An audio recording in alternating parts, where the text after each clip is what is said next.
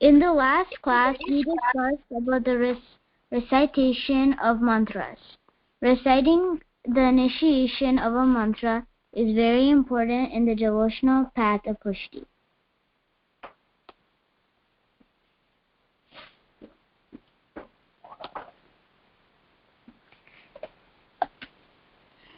After taking bath and putting on fresh clothes, one should sit on ashan in a peaceful place and suitable place. It is best to sit in front of a picture of his or her favorite Bhagwan while doing this. By taking up the right hand, they should recite Diksha mantra in a slow tone, while one should pass the tulsi wood bead at the same time. The place of initiation must also be sacred. The initiation of Samarpan is given before the deity. Usually it's before the Guru's deity. It is necessary to have rules as regards the place of initiation of Sharan. While a disciple is fully prepared to adopt the devotional path of Pushti, that time should be considered as the most appropriate time for initiation. You must make sure you are ready to surrender all worldly desires. Also, we discussed, Srimad Prabhuji says that the process of initiation is like starting a divine relationship with Bhagwan. For this divine relationship, the body and the mind of the receiver needs to be pure. Unfortunately, some receivers don't do the initiation of surrender properly. Should I start with today's class? Yes. B. Sentiment. By the grace of Sri Vallabhacharya, his descendants have inherited significant but difficult responsibility of giving initiation. Hence, it becomes the sacred duty of descendants of Sri Vallabh dynasty to shoulder his responsibility in a proper way. It is apparent that none but Sri Vallabhacharya can be endowed with all the characteristics of an ideal guru, prescribed by Sri Vallabhacharya himself. However, his descendants should put forth utmost and honest efforts to develop and accustom to the characteristics of a guru, prescribed by Sri Vallabhacharya, and should take precaution not to override the prescribed limits of the doctrines of the sect while bestowing initiation. The Guru should hold in his heart the sentiment of utter humility that gracious Sri Vallabhacharya will bring about the relation of the being with Bhagwan, and is only performing the duty of the mediator to conduct the being onward to Sri Vallabhacharya. This is why the descendants of Sri Vallabhacharya are called Guru Dev, the door that leads to the great Guru. Therefore, the preceptor who imparts to his disciple proper learning of the personality, value, commandments, and doctrines of Sri Vallabhacharya can be called Guru Dev in the real sense of the term. Contrary to this, the descendant of Sri Vallabhacharya who gives instructions to his disciples by twisting the doctrines of Sri Vallabhacharya to serve his own selfish motives should be known as deceiver and an impostor, but not Guru Dev in the least. Should I summarize? Yes, summarize this much. So Sri Vallabhacharya's descendants are put the responsibility of giving initiation. They must do this honestly and properly, and they shall not rush it by doing many people at once. The Guru shall not. The Guru the Gurus are called Guru Dev, and that means the door that leads to the great Guru. Anyone who has his own selfish motives should be known as a deceiver and an impostor, but not a Guru Dev at the least. So a Guru Dev is basically they impart to his disciple proper learning of personality, value, condiments, and doctrines of Sri Vallabhacharya.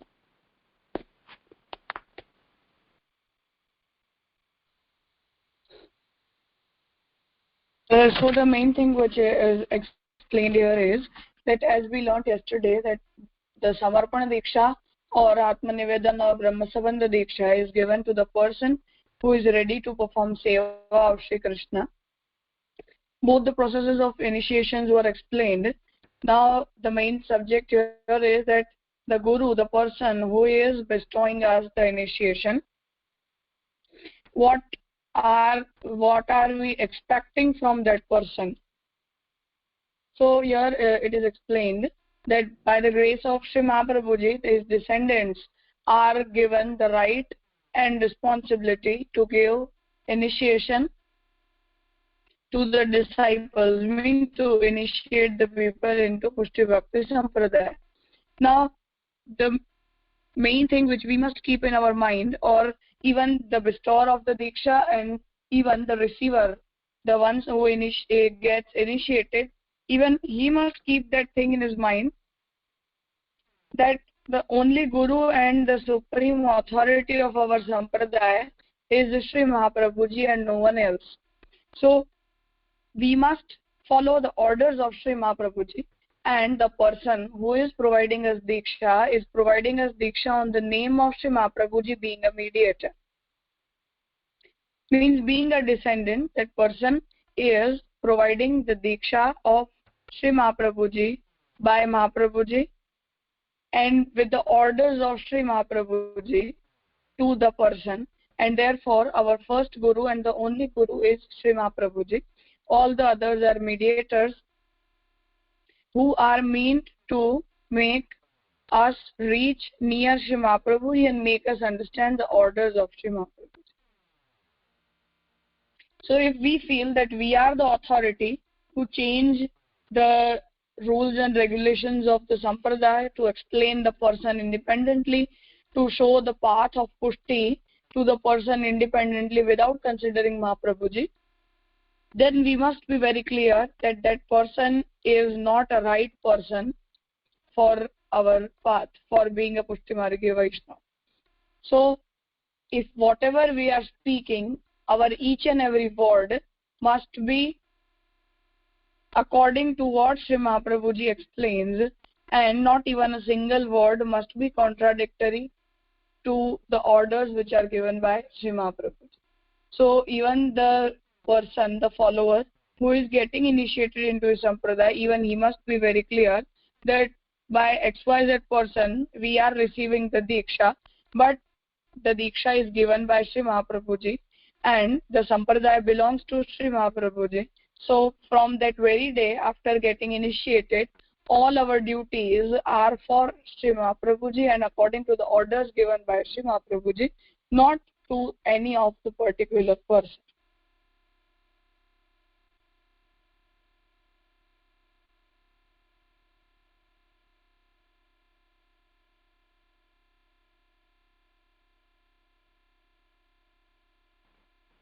Should I continue? Yeah. Sorry, just wait. Any questions?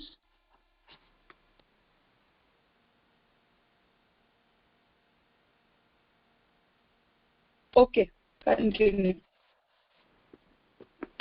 The Guru should not entertain any kind of selfish sentiments, but should illumine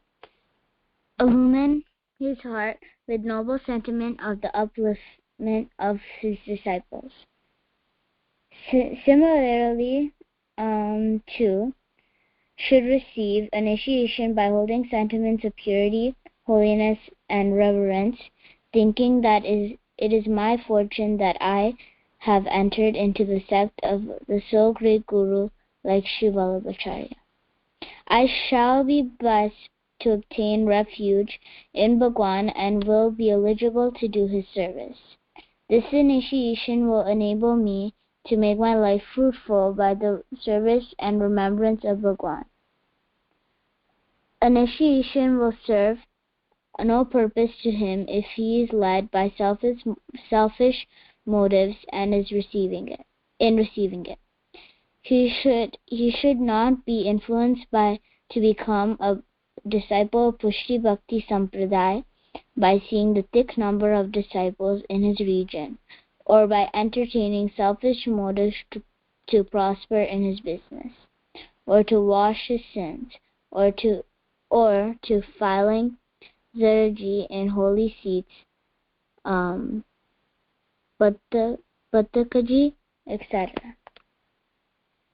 So should I summarize? Yes. The Guru should not have his own selfish motives, and he should be happy by just the upliftment of his disciples. Similarly, also the disciple has to receive initiation by holding the same sentiments of purity, holiness, and reverence, thinking that it's my fortune that I have entered into the sect of the so great Guru like Sri Vallabhacharya. So you're thinking that I'm blessed to obtain refuge in Bhagwan and I will be eligible to do his service. So I'll do Seva also.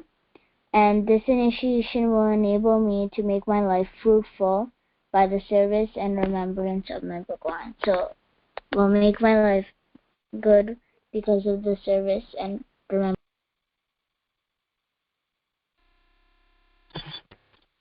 The purpose of initiation is explained in this paragraph, that the disciple and the bestower, both of them must be very clear that why I am initiating that person into Sampradaya, and why, even being a follower, why he is getting initiated into the Sampradaya. Means this Sampradaya is for following the orders of Sri Mahaprabhuji, for performing seva of Sri Thakurji, and this Sampradaya is not meant for fulfilling any selfish motives of any of the person. Means I want to be very rich, I want lots of disciples around me, or as we see that there are some in the Baithakji, the place where we go to remind the history when Mahaprabhuji had a stay there. At those places, for doing seva of Sri Mahaprabhuji, they expected that the person must have Brahma Sabandha Diksha. So a person is inspired to attain the Diksha of the Sampradaya, to get initiated in the Sampradaya, because of these motives also. So the bestower and the receiver, both of them must be clear that we are not in this Sampradaya for fulfilling all such motives, but we are in this Sampradaya for following the orders of Sri Mahaprabhuji. And if I want to serve Krishna, if I want to live my whole life for Sri Krishna, only then the Sampradaya is meant for me. And only then I must get initiated into the Sampradaya, not with any other motives. And the bestower, the Guru, even he must clear with the disciple that why he is initiating him into the Sampradaya. Means all the motives, all the duties which are to be followed after getting initiated, all those must be very clear in mind of the disciple. He must know very well that why I am getting initiated and what are the duties which I have to follow after being initiated. So a very clear conversation is required between the Guru and the disciple before the initiation process, so that we can make the things clear in the mind of disciple, and so that even he must be prepared for whatever he has to do after getting initiated into Sampradaya.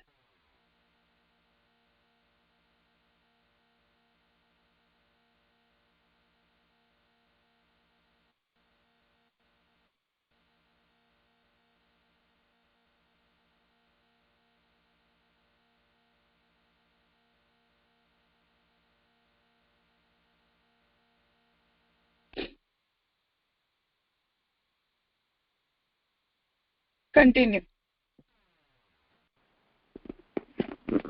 Why doesn't Diksha show its impact?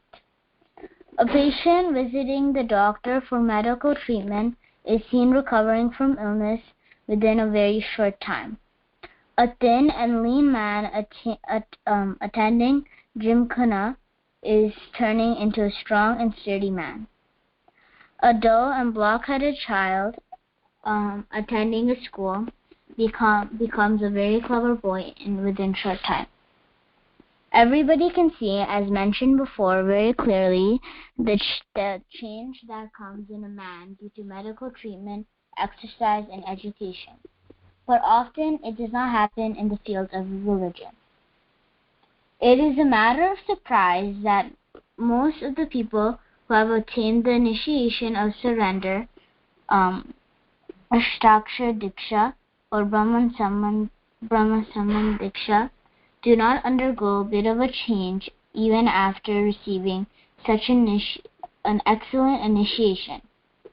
Not only this, but there are some so-called disciples of Pushti sect who seem, after receiving initiation, to develop vices, pride of being Param Bhagavadya, etc., which were absent in them before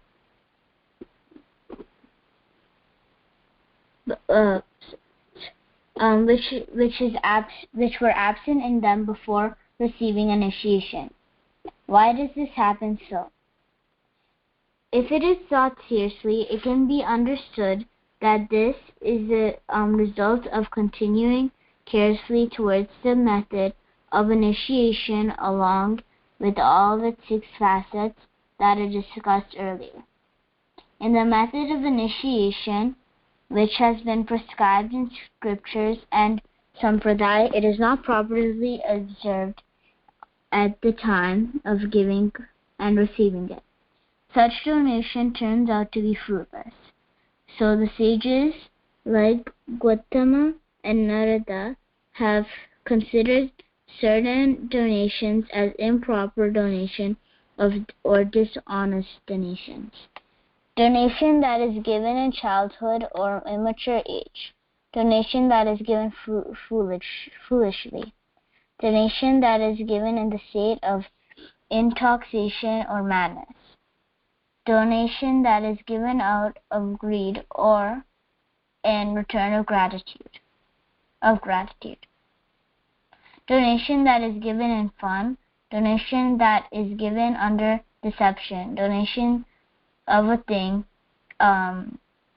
example of mantra, for which the bestower is not eligible. Donation given to an unworthy person. So, should I summarize this? No, read the last paragraph also. Okay. All the above kinds of donation have been considered as an improper or dishonest donation. The donation given in any of the above ways or situations is to be treated as good for nothing. Hence, all kinds of donation are considered as fruitless. These rules are also applicable in the matter of initiation. If the modern disciples are seen to the light of these scriptural remarks, it can easily be understood why no change is discernible in their life after receiving the valuable initiation of the name Sri Krishna. Yes, now you can. So in this topic they're talking, Srimad Prabhuji is saying that in a lot of the results come very quickly when it's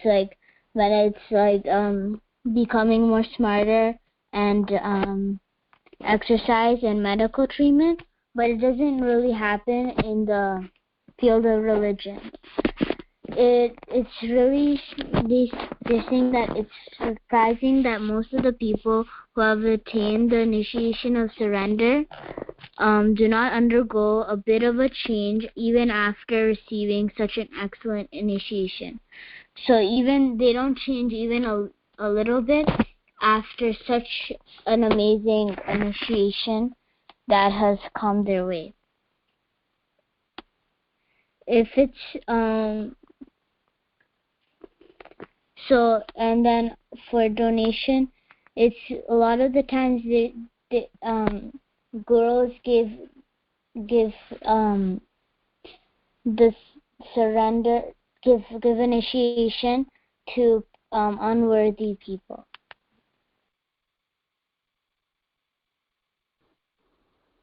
So the main question which arises in our mind is that we find change in all the people around, in all such activities in which we were not a part of before. But after starting that activity, or after being a part of that activity, we start changing. We have some positive changes in us, as examples are given above, that after going to the school, dull children starts understanding things, or a person who is ill, after getting medical treatment, he starts getting a good health. So these are the changes which we find in a person. But after attaining initiation, why don't we find any positive changes in the person?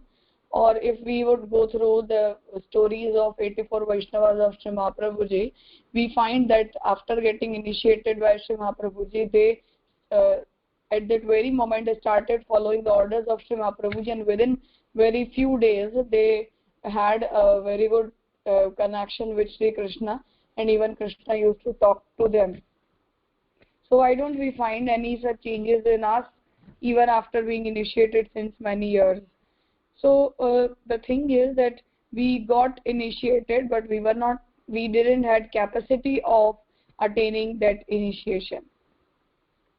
Means, as the thing which is explained here is that in Narada Pancharatra, the Vaishnava Agam Tantra which we follow, a text in which the rules and regulations of Vishnu Puja are explained, and the rules and regulations of Vaishnava Sampradaya are explained. In that, Narada explains that if we are providing initiation in childhood, in immature age, then it is not considered proper, because the person who is getting initiated, he is not aware of the process, he is not aware of the sentiments, that person is not aware of the duties which have to be followed after being initiated. So it doesn't make any sense to initiate that person. Or the donation which is given foolishly, or donation which is given in the state of intoxication or madness, or the initiation which is given out of greed or out of return of gratitude. Means I want to receive something from you. Means if I will help you, even you will help me. So if this is the expectation, then even that is wrong. Or donation which is given in fun, or it is under deception, or the mantradan which is given to the bestower who is not eligible for that, or to an unworthy person, or with some selfish motives. So if we are providing initiation to a person with these motives, then the initiation won't be successful, and the person who is getting initiated, he won't be able to make a good use of his diksha or his initiation. So even the bestower must be very clear about all the facets and aspects of the initiation, and even the receiver, the disciple, even he must be very clear about the initiation he is receiving and about the duties which he has to follow. So being a member of the family of a Vaishnava family, or because my parents are forcing me to attend Brahmasabandh Diksha, or a girl or a boy who is marrying a Vaishnava child, girl or a boy, with these feelings or with these motives, one must not attain initiation. After understanding all the orders given by Shri Mahaprabhuji, after being ready for following all the duties which are explained by Mahaprabhuji, we must get initiated and not before that.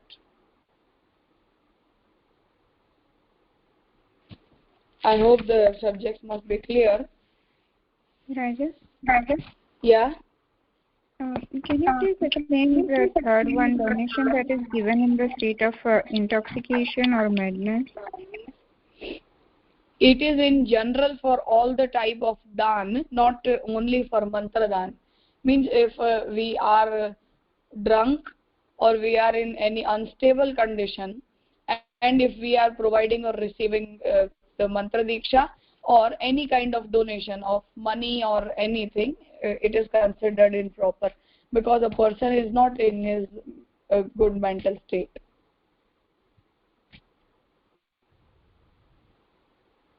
Ji Raja.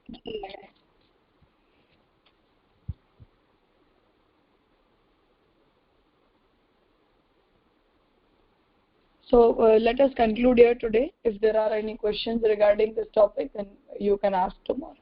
We will discuss them.